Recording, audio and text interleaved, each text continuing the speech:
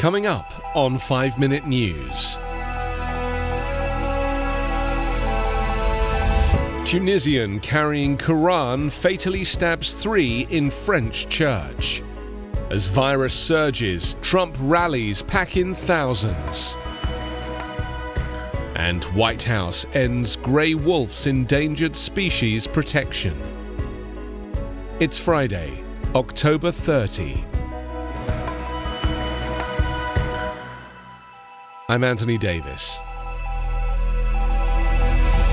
A young Tunisian man armed with a knife and carrying a copy of the Quran attacked worshippers in a French church and killed 3 yesterday, prompting the government to raise its security alert to the maximum level hours before a nationwide coronavirus lockdown. The attack in the Mediterranean city of Nice was the 3rd in less than 2 months that French authorities have attributed to Muslim extremists, including the beheading of a teacher who had shown caricatures of the Prophet Muhammad in class after the images were republished by a satirical newspaper targeted in a 2015 attack.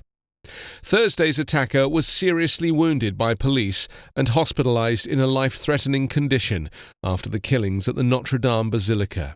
The imposing edifice is located half a mile from the site where another attacker ploughed a truck into a crowd on France's National Day in 2016, killing dozens.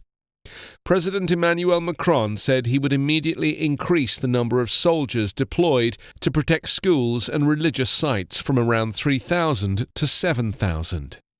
France's anti-terrorism prosecutor said the suspect is Tunisian-born in 1999 who reached the Italian island of Lampedusa, a key landing point for migrants crossing in boats from North Africa, and travelled to Paris on October 9. The prosecutor said the attacker was not on the radar of intelligence agencies as a potential threat. Video cameras recorded the man entering the Nice train station at 6:47 a.m, where he changed his shoes and turned his coat inside out before heading for the church some 400 metres away just before 8:30 a.m. He had spent 30 minutes inside the church before police arrived via a side entrance, and after advancing down a corridor, they came face to face with the attacker, whom they neutralised.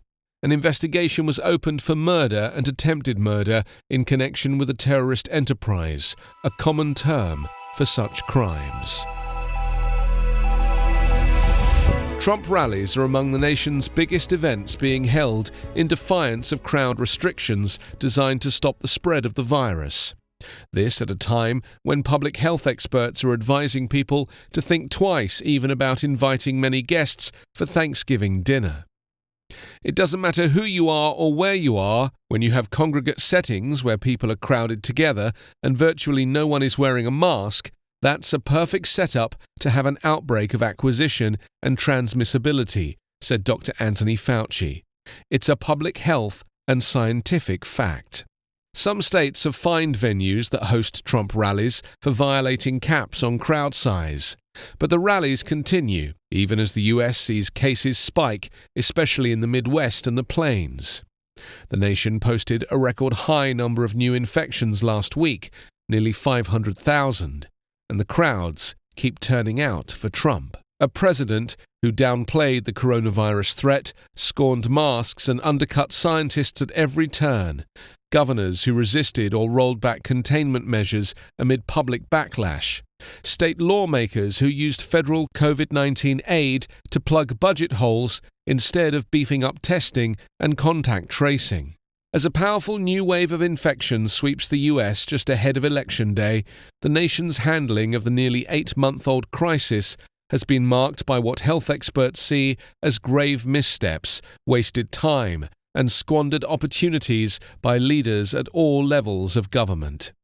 The result? The country could be looking at a terrible winter. The inconsistency of the response is what's been so frustrating, said Dr. Erwin Redlener of the National Center for Disaster Preparedness at Columbia University. If we had just been disciplined about employing all these public health methods early and aggressively, we would not be in the situation we are in now.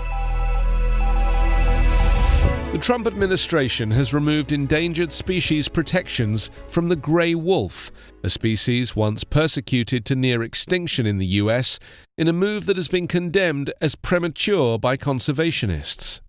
The wolves have been provided federal protection for more than 45 years, but this is no longer needed, according to David Bernhard, the US Interior Secretary, who announced the decision in Minnesota yesterday. The species has exceeded all conservation goals for recovery, said Bernhard. Grey wolf numbers plummeted to around 1,000 by the 1970s, after long being harassed, poisoned and shot by farmers and ranchers who considered them a threat to livestock. Since being listed under the Endangered Species Act, the population has rebounded somewhat, with around 6,000 wolves now in the lower 48 states. But biologists point out that the wolves, which once roamed much of North America, still only occupy a tiny slice of their former habitat, confined to parts of Minnesota, Wisconsin, Michigan, and areas in the northern reaches of the Rocky Mountains. With no federal safeguards, grey wolves will be subject to a patchwork of state and local laws, some of which will allow the trapping and killing of the animals. A letter to the Trump administration, signed by more than 100 biologists opposing the delisting, argued that any perceived threats to livestock or humans from wolves are easily manageable and that protections should remain. The Trump administration has weakened the application of the act to make it much harder to list species as endangered, as well as thrown open vast tracts of wildlife habitat to oil and gas drilling, among other activities. You can subscribe to 5 Minute News on YouTube with your preferred podcast app. Ask your smart speaker or enable 5 Minute News as your Amazon Alexa flash briefing skill. Please subscribe, rate and review us at 5minute.news. 5 Minute News is an independent production covering politics, inequality, health and climate, delivering unbiased, verified and truthful world news daily.